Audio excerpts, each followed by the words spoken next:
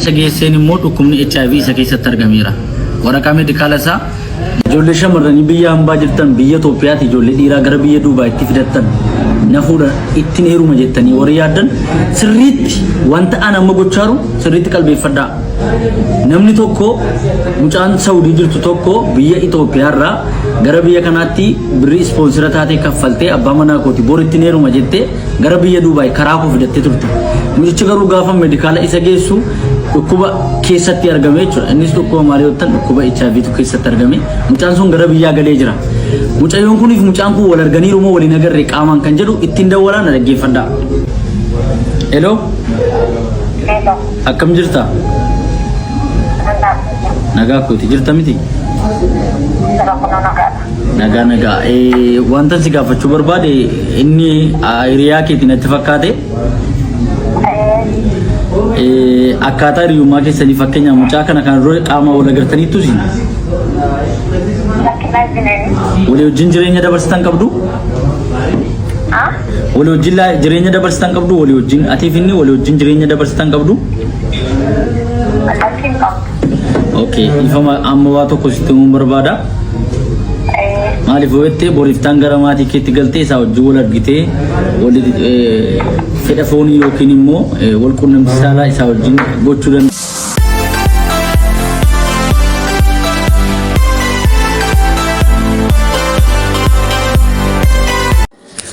Nagaa waaqayyo isiniif haa baay'atu hordoftoota yeroo mul'ata akkam jirtu nagaa keessanii an nagaa kooti is good obboleetti keenya waaqayyo obsa siyaa kennu jajjabina siyaa kennu malee waanuma jennu iyyuu hin qabnu.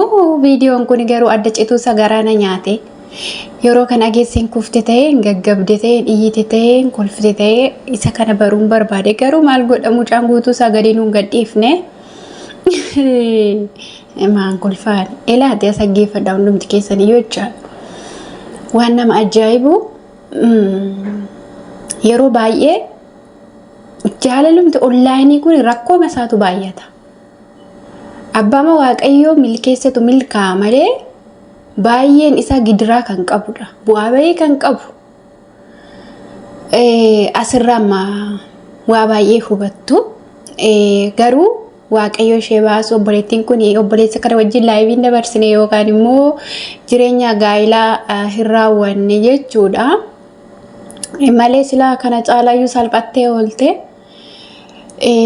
Obboleessi kun eeganii viidiyoo hojjete kun dallala akka obboleessa kana biyyarraa fidedha. Dallala natti fakkaate. Mucaa kana fidee meedikaala galchee dhukkubni HIV achi keessatti argamee jira. Mucaan kun amma gara biyyaa galeeti jira jedhee jechuudha. Kanaafiyyuu dallala natti fakkaate. Walumaa galatti jechuudha. Mudannoon kun baay'ee kan namoonni hundi irraa of eeggachuu danda'udha jechuudha. Dhugaa yoo dubbanne jechuudha. Baga obboleettii kana waaqayyo baasee maallaqa isheetti dhangalaastee obboleessa kana wajjin booru jireenya koo gaggeeffadhaa jettee fidachuun ishee gamiidhama ta'uyyuu fayyaa ishee kana caalaa dhabuutti immoo baga waaqayyo ishee baraaree jenna malee maa jennaa miti. Dhugaa dubbachuuf jechaadha. Bara kana keessatti namuma wajjin jiraatanii mana baanii irraa fagaataniyyuu nama shakkisiisa. Kanaaf jechaadha amma osoo warri boolee jechaadha amma gaafa booleetti wal simattan baay'een keessan onlaayinii irraatiin amma jaallattanii gaafa booleetti wal simattanii otoo akkasitti marammartanii cheekii waliin godhiin baay'een keessan akka dhukkubootaaf hin saaxilamne walirraa baradha. Maaliif jennaan jaalalli kun yoo isin natsaa taatanii nageenyi keessan guutuu ta'edha kan itti fufu malee amma inni tokko dhukkubsataa ta'e inni tokko fayyaa yoo ta'e wal faaluu ta'a jechuudha. Kanaaf of eeggannoo godhadhaa waan akkasii kana keessumaayyuu jechuudha. Egaa yeroo biyyarraallee dhufanii meedikaala marammaramaniiti kan isaanii baay'een isaanii achuma gaafuma piroosesii jalqabanii meedikaalli akka Itoophiyaatti hin laatama jechuudha. Natsinnatiin garuu akkamitti jalaa ookatee yeroo dubaayii dhufee immoo meedikaala galuu keessatti mul'ate waaqayyo beeku. kunis nama dhibaa otuma biyyatti mul'ateeraa fi ta'eyyuu amma tokko kisaaraa baay'ee oola ture mucaan. Ammas taanaan egaa waa meeqa dhabuu ta'a garuu haa ta'u malee obboleettii keenya baga waaqa ishee baraare garuu immoo dhugaa dubbachuuf jaalalli jiraannaan waaqayyoo kanuma walii isaanii taasiseera taanaan maaltu beeka mucaan kun dhukkuba kanarraa fayyuu danda'a garuu nama shakkisiisa jechuudha harki waaqayyoo waan dadhabeen qabu waaqayyoo mucaa kana dhukkuba kanarraa fayyisu obboleettii keenya karaa qabeenya ishees karaa jaalala ishees meeqa kisaarteetti. Kanaaf walumaa galatti jechaadha walumaa galatti jaalalumti onlaayinii kun bakka hundeen isaa jabaataa miti jabaa atama miti ani waaqayyoomti nu haa gargaaru malee buluu tokko namoota baay'eetuma hidhaa kanaan jira otoo tokko nama gadi bahamee zarame jechaadha baay'een isaa jireenyuma kana fakkaatu keessa jira jechuudha waaqayyoomti nu haa gargaaru malee jechuudha kanaaf barnoota irraa fudhadhaa obboleessa keessan haadhoo keessan isa waliin dhalate iyyuu haa ta'u yeroo gara biyya ormaa kanaa fiddan seeraan gorsaa utuun ufiin dura namni kuni nama kamirraayyuu fagaachuu qaba bakka anima biyya ormaan deemattee abbaa manaa kee yookaan haadha manaa kee yookaan jaalallee wajjin akka barbaadde taatee yoo dhufte as geessee kaayyoo ati manaa baate sana of daangeessitee jechuudha. Sinii galimiti amma yeroo baay'een isaanii ufanii as yeroo gaanii ulfataanii argamu. Baay'een isaanii kunoo akkasitti jechuudha yeroo tokko. Walumaa galatti namni tokko erga jaalallee tokko qabaate maasaati isaa kan bira deemee kunoo jireenya isaa diiga. Tokkoffaa asirratti amanamummaa dhabuu. Amma ishee yoona jaalallee kooti hin amanama nama gaariidha namni akkasiin jiru jetteeti itti dafqiteetti amaateeti. Boru guddatee na guddisattee akkasittiin jireenya isheetti abdattee teessi. Innoo biyya keessa laayivii waan hin taane hojjetee nagaa fakkaatee asii birriitti ergitee akkuma nama tokkoo dhufe. Kun gara tokkoon cubbuudha. Lammaffaa miidhama guddaa kunoo barasaa guutuu kan itti gaddaafu dhukkuba keessaan baanee qabamee jira. Yooma harki waaqayyoo irraa kaase malee dhukkubni kun qoricha hin qabu jechuudha. Yoo ibe xinnoo kan umurii dheeressuu qaba malee jechuudha. Kanaaf waaqayyoon sinaa gargaaru. Namarraa of eeggadhaa dhugaa dubbachuuf namarraa of eeggadhaa.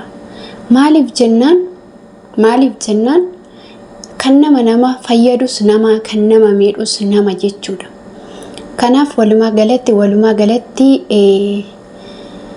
baay'een isaanii karaamaa natsaama ta'anii dhukkuba kanarraa bilisa yoo ta'an iyyuu baay'een isaanii asufaniiti qayyaramu. Bakka waa baay'eetu jira gaafa seenaa nama tokko ageessu kanuma dhiira jaallattu miti dhiirris kan dubartii jaallatu miti garuu biyya lafaa kanarra qofaan jiraadha sottis immoo hin dandeessu. Qofaa jiraachuunis immoo hin danda'amu jechuudha. Waaqayyo shamarra tokkoof dhiira tokko gaafa uume waliif uume. Garuu haa ta'u malee baay'een keenya isa waaqayyo nuuf uume bira hamma geenyutti waa baay'ee dogoggorra jechuudha. Waa baay'ee dogoggorra waaqayyoomti sammuu isaa nuuf habbanuu malee jechuudha.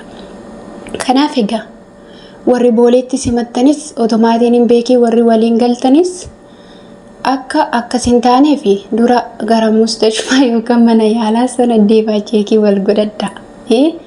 As keessumatti immoo ati dubaai teessee yoo jaalalleen kee Itoophiyaarra deebi'uuf meedikaalatti natsannatii yoo fudhate malee biran gahin kanuma khalaas.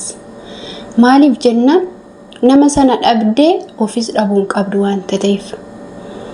Kanaafiyyuu dura yoo ofiif ta'anii darbanii namaaf ta'u waan ta'eef. Kanaaf jajjabaadhaati wal jabeessaa. Jireenya godhattan keessatti of eeggannoo godhaa. Namoota akkasiirra mudannoo bara. Garuu amma gaafa viidiyoo kana geessan jaalalleen kus akkasuma taa'ettee immoo shakkitee sammuu of hin zoorsisiin abshir. Waaqayyo irratti kadhadhu yoo natsaa ta'etti heerumta yoo natsaa ta'uu baate furmaatatti barbaadda malee amma kaastee jaalallee kee kan jaallachaa jirtu jibbisiin hin jedhuani. Gaafa viidiyoo kana dhageessu cheekii godhadhaa adda baafadhaadha malee jaalallee kee dhiisee miteeshi siree galeera mitiire. Kanaaf walumaa galatti waanumti onlaayinii kun amanamummaa guutuu hin qabu bakka.